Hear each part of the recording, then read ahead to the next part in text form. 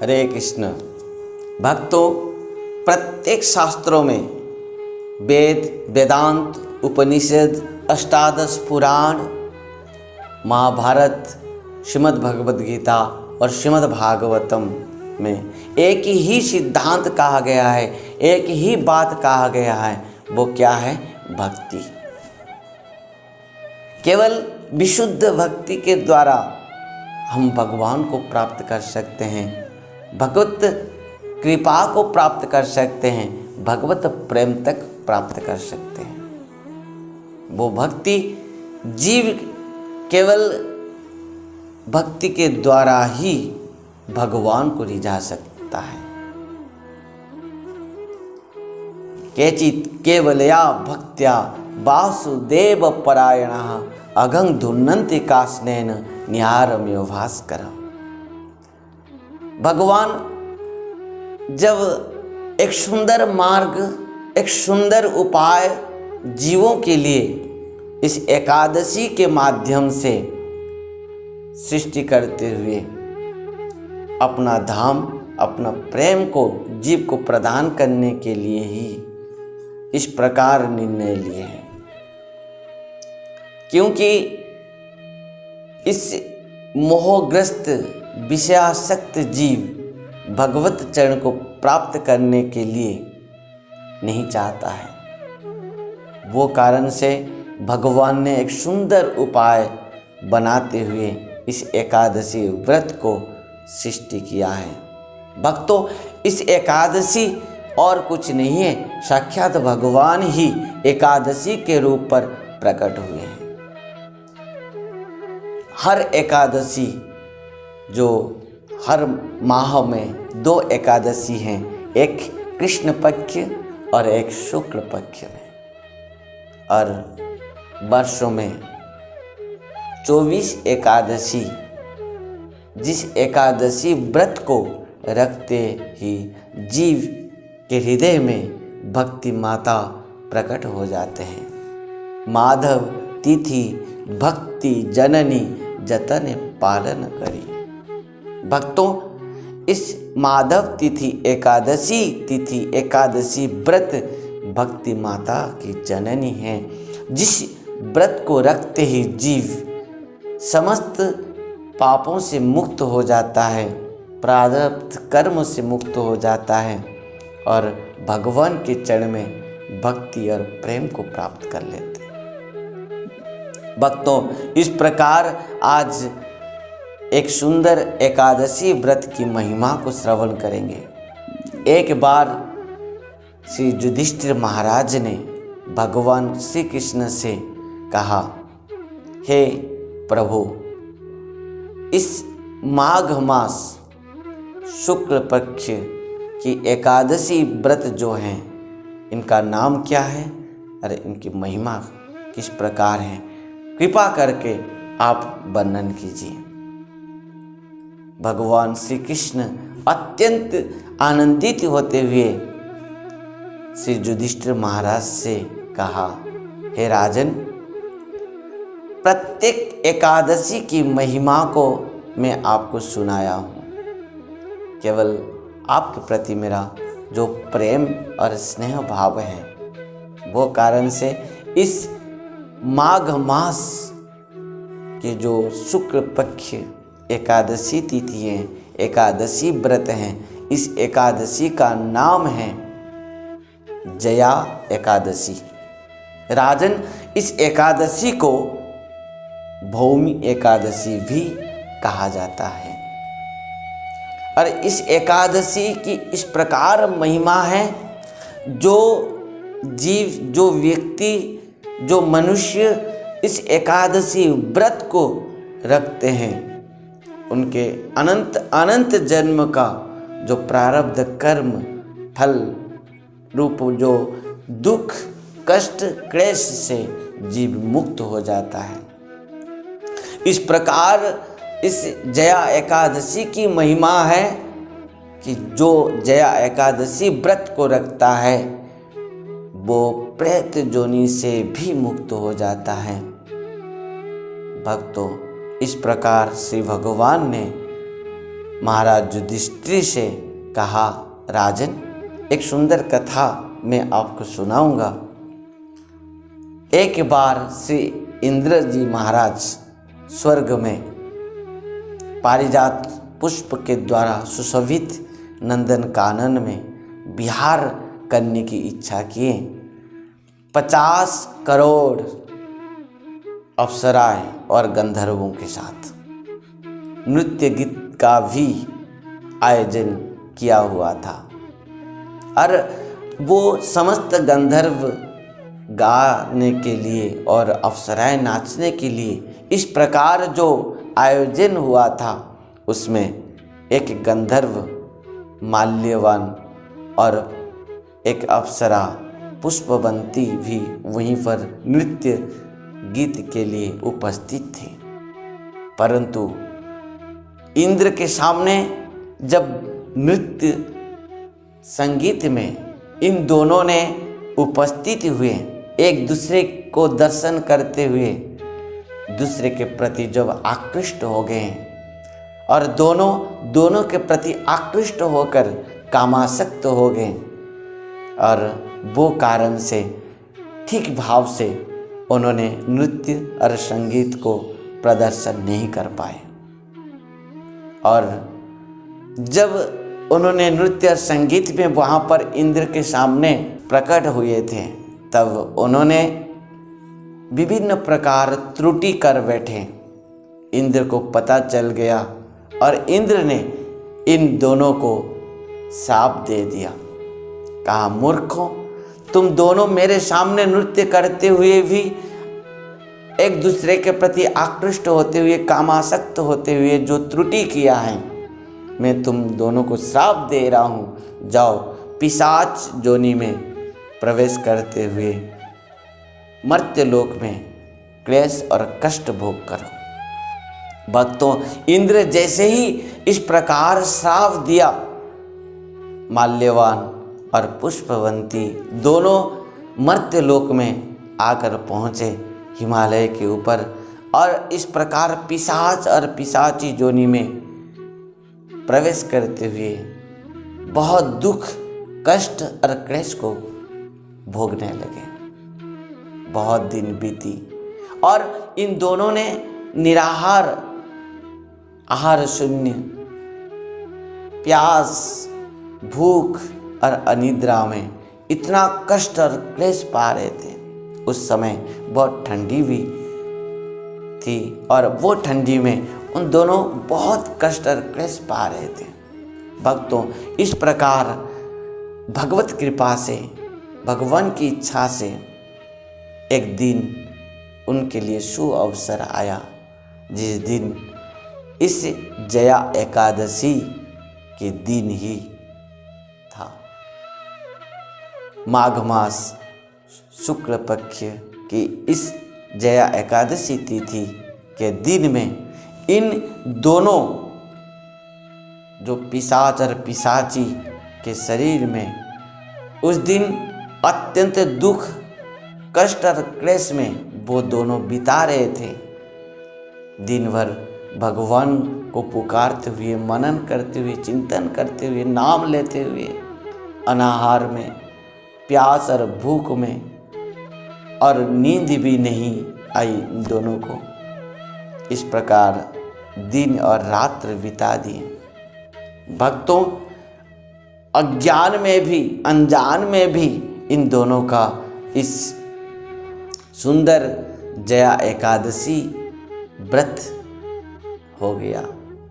पालन उनके जीवन में जैसे ही दोनों कर लिए, तब द्वादशी के प्रातः होते ही दोनों पिशाच शरीर को त्याग करते हुए दिव्य गंधर्व और अप्सरा के शरीर को प्राप्त कर लिए।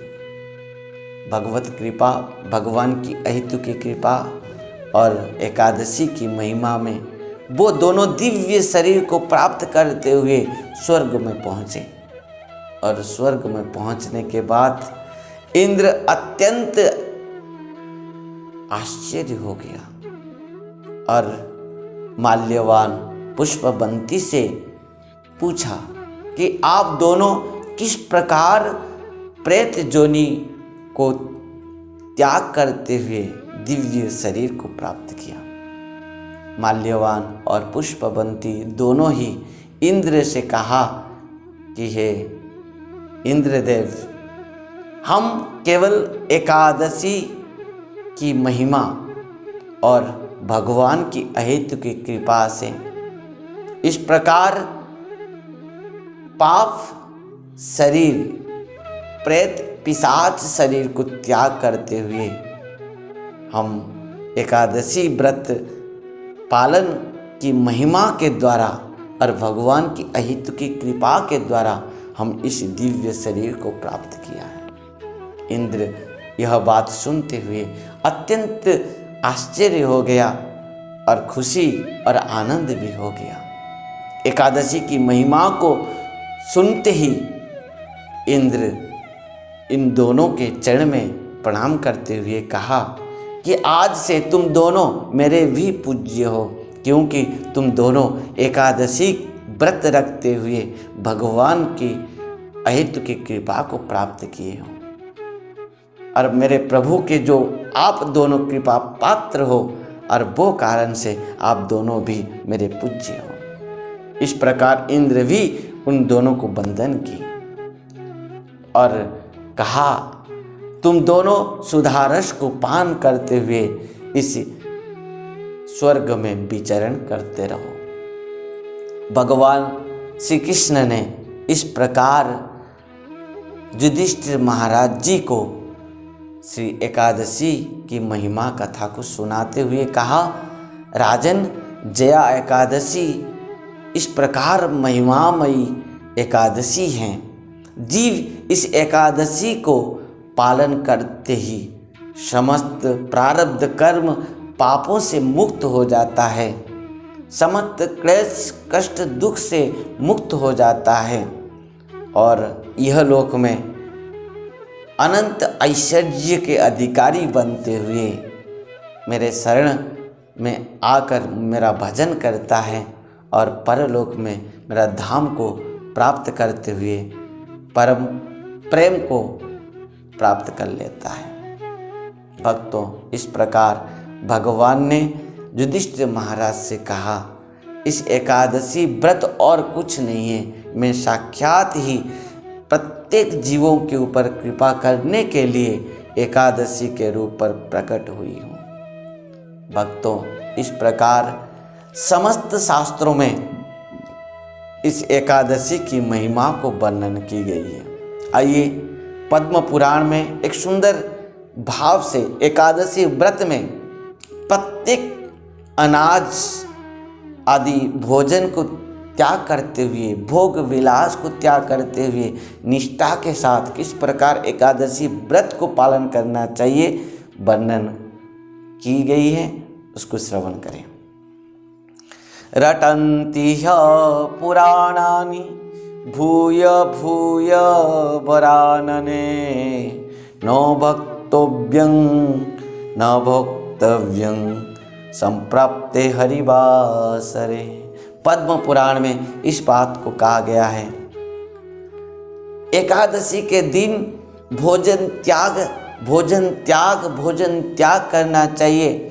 उस दिन समस्त भोग विलास को त्याग करते हुए भगवान के चरण में समर्पित होना चाहिए और भगवान का भजन, नाम संकीर्तन, साधु संग, वैष्णव संग करते हुए इस एकादशी व्रत को निष्ठा के साथ पालन करना चाहिए।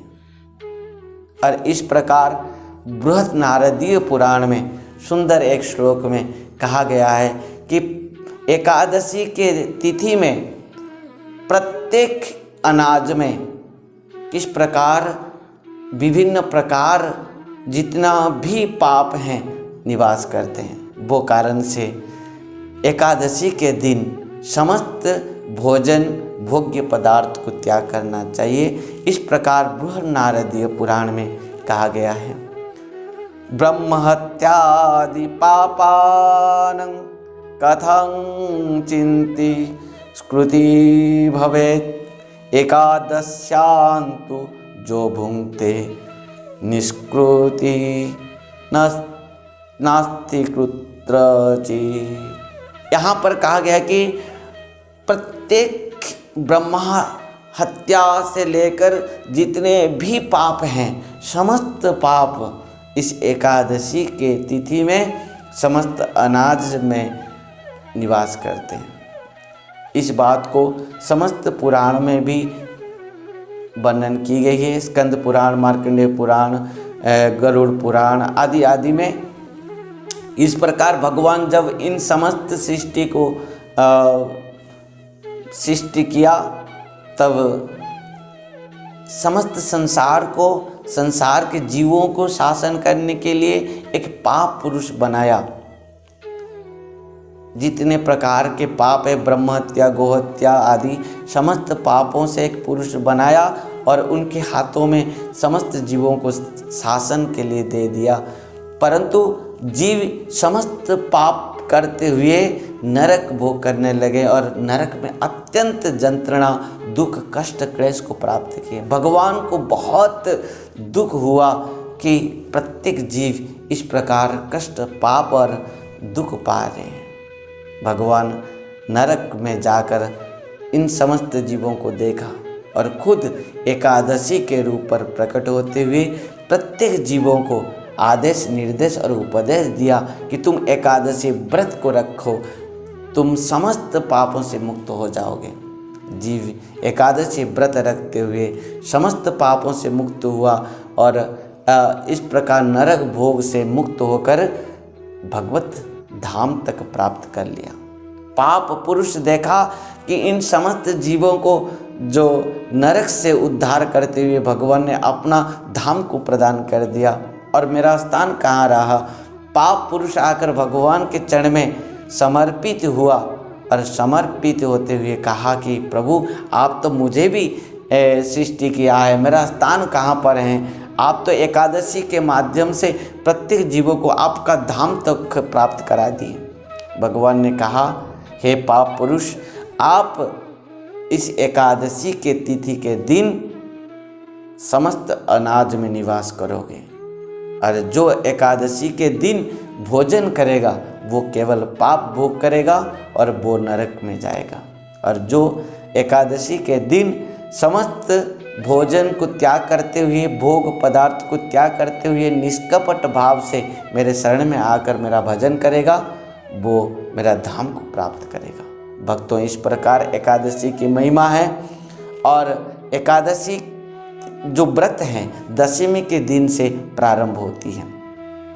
दशमी के दिन रात्र में भोजन को त्याग करना चाहिए सूर्य अस्त के बाद, और भूमि के ऊपर शयन करना, भोग विलास, झूठ और कपट छल को त्याग करते हुए जब शेष प्रहर 3 बजे तक जगना चाहिए और स्नान आदि संध्या बंदन करते हुए मंगला आरती दर्शन, और उसके बाद दिन भर भगवान का नाम संकीर्तन, जपा, भगवान की कथा श्रवण, वैष्णव और गुरु के चरण में समर्पित होते हुए इस प्रकार दिन और रात्र उजागर भगवान का नाम संकीर्तन के द्वारा इस प्रकार बिताना चाहिए। रात्र उजागर होते हुए हरिनाम संकीर्तन करते हुए जब रात्र बिताने के बाद प्रातः 3 बजे स्नान आदि करते हुए पूजा अर्चन और मंगलारती दर्शन के बाद जब पारण के समय, व्रत उद्यापन के समय है, वो समय पर गुरु वैष्णव ब्राह्मणों को भोजन दक्षिणा आदि प्रदान करते हुए भगवान के चरणामृत और निर्माल्य के द्वारा, महाप्रसाद के द्वारा व्रत उद्यापन करना चाहिए। इस प्रकार व्रत 3 प्रकार कहा गया है। एक निर्जला व्रत है जिसमें जल तक भी स्पर्श नहीं किया जाता है, और निर्जला तो सबके लिए संभव पर नहीं है, तो वो कारण से केवल बस जल एक बार पीते हुए भी व्रत रख सकते हैं, जिसको सजला के आज कहा जाता है। यदि जल भी पान करके जो नहीं रख सकते व्रत को, तो उनके लिए केवल एक बार फल आहार करते हुए व्रत रख सकते हैं, वो सफला कहा जाता है। यदि यहाँ तक भी केवल फल आहार करके जो व्रत नहीं रख सकते, तो उनके लिए अनुकल्प की व्यवस्था है, जो कुछ सब्जी की व्यवस्था है। इस प्रकार अनुकल्प प्रसाद पाते हुए, एकादशी प्रसाद पाते हुए वो एकादशी व्रत भी रख सकते हैं। इस एकादशी व्रत पालन बालक से लेकर वृद्ध तक भी रख सकते हैं। 8 वर्ष से 80 वर्षों तक सबको रखना चाहिए। जो एकादशी नहीं रखता वो कुंभीपाक नरक में जाकर प्रवेश करता है, और कुंभीपाक नरक के बाद एकादश संबित वर्षों तक वो नरक भोग करता है, और उसके बाद चांडाल कुल में जन्म होता है, और उसके बाद 7 जन्म तक उसको गलित कुष्ठ रोग होता है। इस प्रकार भाव से ब्रह्मवैवर्त पुराण में भी इस बात को वर्णन की गई है। भक्तों, इस प्रकार एकादशी सबको करना चाहिए। और एक बात है, लोग बहुत सारे भक्त हैं जो एकादशी में खुद उपवास रखते हैं, और जब अपना घर में कोई मेहमान आ गया, बंधु बांधव आ गए, कोई स्वजन व्यक्ति आ गए, उनको अनाज भोजन कराते हैं, उनको विभिन्न प्रकार भोजन कराते हैं। परंतु शास्त्र में कहा गया है, एकादशी में खुद जो एकादशी व्रत रखते हुए किसी को भी यदि भोजन कराते हैं, तो वो पाप का अधिकारी व्रत रखने के बाद भी उनको भोग करना पड़ता है। भक्तों, इस कारण से खुद एकादशी व्रत रखें और सबको ही एकादशी व्रत के लिए प्रेरणा दें, और किसी को भी अनाज आदि भोजन के लिए ना दें, और ना भी इस प्रकार कभी भी सम्मति भी ना करें कि कोई भोजन करे। इस प्रकार एकादशी व्रत में यदि पितृश्राद्ध भी पड़े, तो उस दिन भी अन्न पिंड दान देने का विधान नहीं है, और द्वादशी के दिन आप पिंड दान दे सकते हैं। इस प्रकार अपना घर परिवार, बंधु बांधव, स्वजन परिजन सबको ही एकादशी व्रत के लिए आप प्रेरणा दें, और निश्चित भाव से आपका आत्मकल्याण के साथ साथ प्रत्येक जीवों का आत्मकल्याण इस एकादशी व्रत के द्वारा हो सकती है। इसमें किसी प्रकार भी संदेह नहीं है। हरे कृष्ण, हरि बोल, राधे राधे।